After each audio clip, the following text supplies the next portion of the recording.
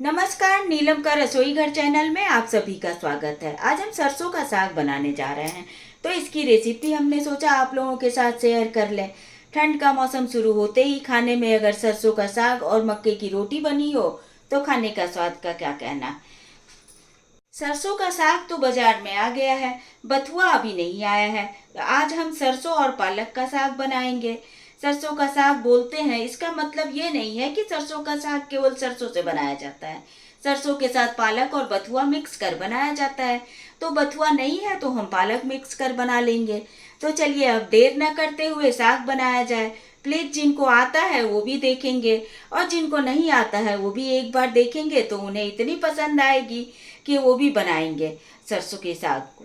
सरसों का साग बहुत ही टेस्टी रेसिपी है, इसे झटपट आप बना सकते हैं घर पर।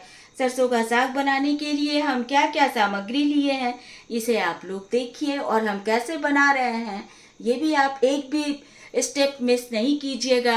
और अगर अभी तक आप लोग मेरे चैनल को सब्सक्राइब नहीं किए हैं तो प्लीज़ सब्सक्राइब कर दीजिएगा, लाइक भी कर दीजिएगा और सब शेयर भी कर दीजिएगा ज़्यादा से ज़्यादा अपने फ्रेंड सर्किल में।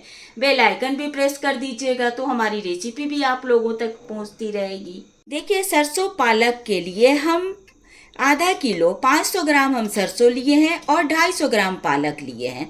अगर हमारे पास बथुआ होता तो हम 150 ग्राम पालक और 100 ग्राम बथुआ लेते। अब इसे हम 4-5 बार अच्छे से धो लिए हैं। धोने के बाद हम इसे छन्नी में रख दिए हैं, जिससे जो एक्स्ट्रा पानी होता है वो सारा निकल जाता है। अब इसे हम काट लेंगे। आप मोटा महीन किसी तरह काट सकते हैं। देखिए, पालक साग बनाने के लिए हम सरसों का तेल लिए हैं और देसी घी लिए हैं। इसमें स्वादानुसार हम नमक डालेंगे। तड़के के लिए 2 पिंच हींग लिए हैं और 1 छोटा चम्मच जीरा लिए हैं साबुत।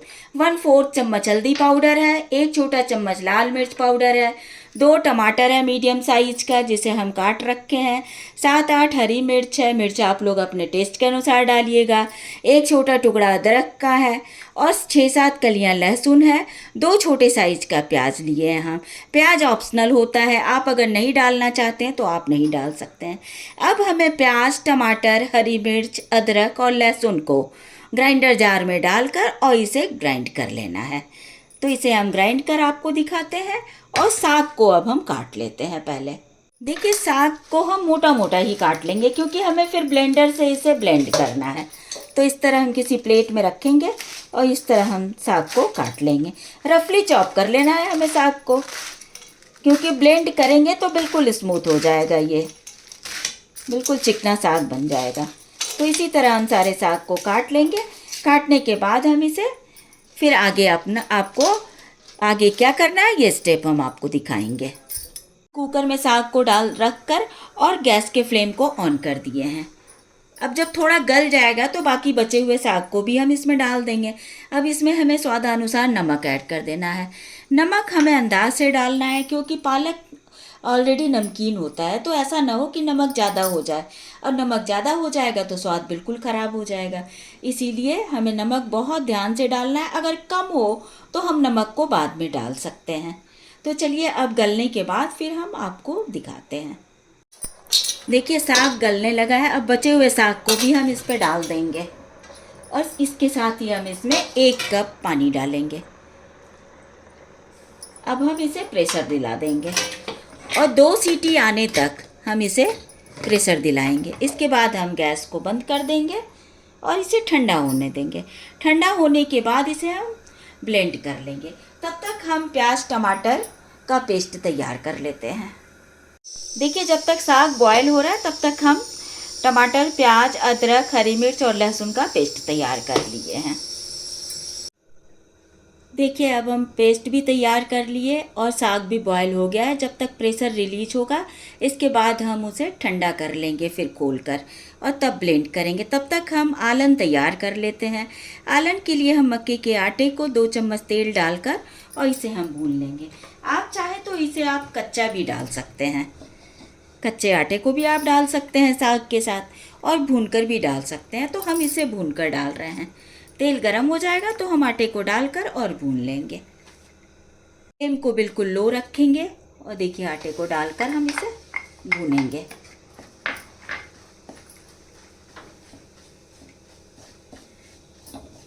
और जब बढ़िया खुशबू आने लगे तब हम गैस के फ्लेम को बंद कर देंगे और इसे हमें साग में डालना है। मक्के का आटा डालिए, बेसन डाल सकते हैं आप। इससे क्या होता है कि साग काफ़ी मुलायम बनकर तैयार होता है, इसलिए आलन को डाला जाता है। हम इससे पहले बिहार स्पेशल साग की रेसिपी भी आप लोगों के साथ शेयर किए हैं, उसे भी आप लोग मेरे चैनल पे जाकर और देख सकते हैं। बिल्कुल लो फ्लेम पे हम देखिए भून लेंगे। भूनने के बाद अब इसे बाउल में निकाल लेंगे।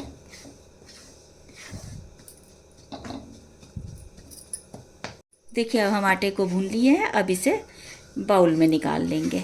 अगर कढ़ाई में हम छोड़ देंगे तो ये जल जाएगा, इसीलिए हमें बाउल में निकाल लेना है। देखिए मक्के के आटे को भूनकर हम बाउल में निकाल लिए हैं। देखिए साग को हम बॉयल कर लिए हैं, अब इसे हम खोलकर आप लोगों को दिखा सकते हैं। प्रेशर भी रिलीज हो गया और ठंडा भी हो गया है। अब इसे हमें ब्लेंडर से ब्लेंड कर लेना है। आप मथानी से भी मथ सकते हैं या आप ब्लेंडर से इस तरह ब्लेंड कर लीजिए। देखिए साग को हम बिल्कुल चिकना इसको ब्लेंड कर लिए हैं। देखिए अब गैस ऑन कर दिए और साग को हम फिर गैस के ऊपर रखे हैं। इसके बाद इसमें हम मक्के के आटे को डालेंगे। ये हम मक्के के आटे को डाल देंगे साग में और अच्छी तरह हम साग में इसे मिक्स करेंगे चला चला कर।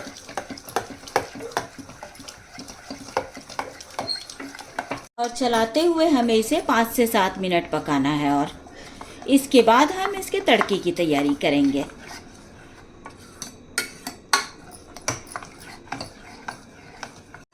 देखिए साग को हम 5-6 मिनट तक पका लिए हैं। अब इसे हम उतार लेते हैं गैस से और तड़के की तैयारी करते हैं। अब देखिए आप तड़का लगा लेते हैं। तो तड़के के लिए हम 2 बड़ा चम्मच इसमें तेल डाले हैं। तेल गरम होने के बाद हम इसमें 2 पिंच हींग डाल दिए और 1 छोटी चम्मच हम साबुत जीरा। जब अच्छी तरह चटक जाएगा इसके बाद इसमें हम टमाटर, प्याज, हरी मिर्च और अदरक का पेस्ट ऐड करेंगे।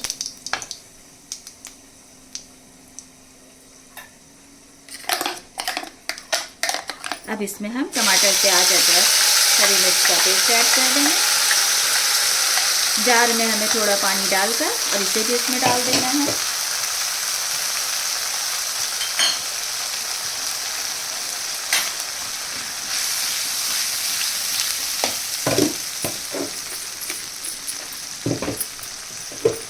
थोड़ा पानी डालकर इसे भी हम डाल देंगे। इसी के साथ इसमें हल्दी पाउडर डालेंगे और लाल मिर्च पाउडर। अब हम मसाला को तब तक भूनेंगे जब तक कि तेल ना छोड़ दे। मसाले को चला चला कर हमें और भूनना है। गैस के फ्लेम को हम लो टू मीडियम रखेंगे। देखिए मसाले को हम बीच बीच में चला चला कर भून रहे हैं। देखिए हम मसाला को अच्छी तरह भून लिए हैं। अब इसे हमें उबले हुए साग में डालना है। तो हम आपको साग में डालकर दिखाते हैं। देखिए अब मसाले को हम साग में डाल देंगे और डालकर अच्छी तरह मिक्स कर देंगे। मिक्स करने के बाद इसे 5 मिनट तक और हमें पका लेना है। इसके बाद हम प्लेटिंग कर आप लोगों को दिखाते हैं साग कैसा बना है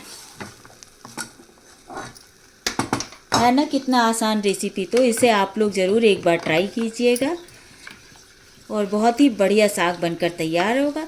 और ज़रूरी नहीं है कि इसे आप मक्के के रोटी के साथ ही खाएं या सर्व करें।